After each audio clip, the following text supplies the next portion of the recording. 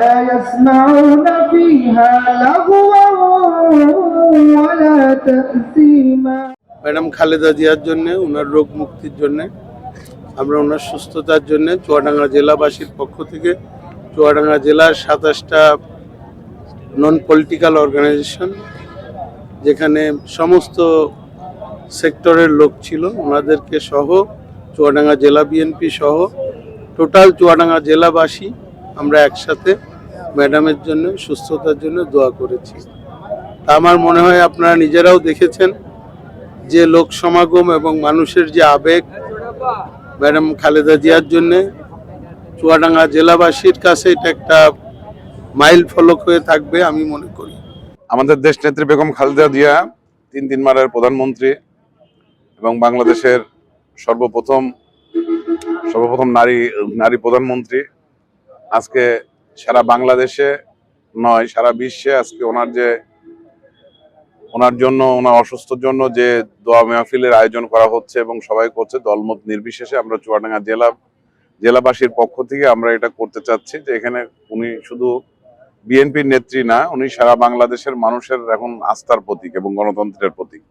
সেই জন্য ওনার প্রতি শ্রদ্ধা নিবেদনের জন্য আমরা চুয়াডাঙ্গা জেলা বিএনপি আমরা অনুভব করেছি যে বিশেষ মহল থেকে যখন আমাকে বলা হয়েছে, আমি মনে করছি যে শুধু জেলা বিএনপির পক্ষ থেকে করলে এটা ওনাকে ছোট করা হবে।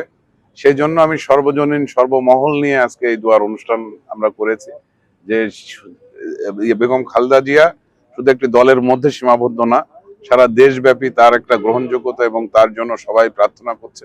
এই জিনিসটা আর কি আমরা মানুষকে এবং দেশবাসীকে আমরা বোঝাতে চাচ্ছি যে দলমত নির্বিশেষে তিনি বাংলাদেশের সবচেয়ে জনপ্রিয় মানুষ এবং সবচেয়ে প্রিয় নেত্রী। তার জন্য বাংলাদেশের সমস্ত স্তরের মানুষ তার জন্য দোয়া প্রার্থনা করে। চুয়াডাঙ্গা টাউন ফুটবল মাঠে বাংলাদেশের সাবেক প্রধানমন্ত্রী বিএনপি চেয়ারপারসন দেশমাতা বেগম খালেদা জিয়ার আশু রোগ মুক্তি কামনা করে আজকে বিশেষ দোয়া মাহফিল।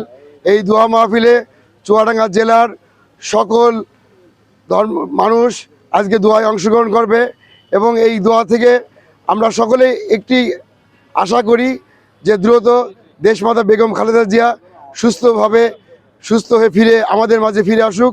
এইমাত্র আমরা দেশনেত্রী বেগম খালেদা জিয়ার জন্য দোয়া শেষ করলাম। আপনারা ইতিমধ্যে দেখেছেন হাজার হাজার মানুষের সমাগম হয়েছে।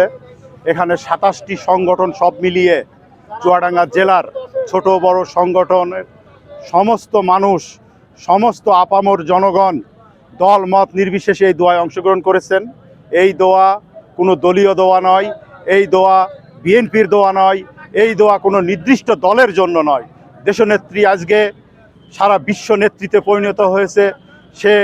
তার যে অবদান বাংলাদেশের প্রতি আজকে আমরা বুঝতে পারছি যে তিনি এই শয্যাশায়ী, তিনি অসুস্থ, তার জন্যে মানুষের অন্তর ফেটে যাচ্ছে, তার জন্যে মানুষ কাঁদছে, তার জন্যে মানুষ প্রতিটি ওয়াক্তে নামাজের শেষে হাত তুলে দোয়া করছে।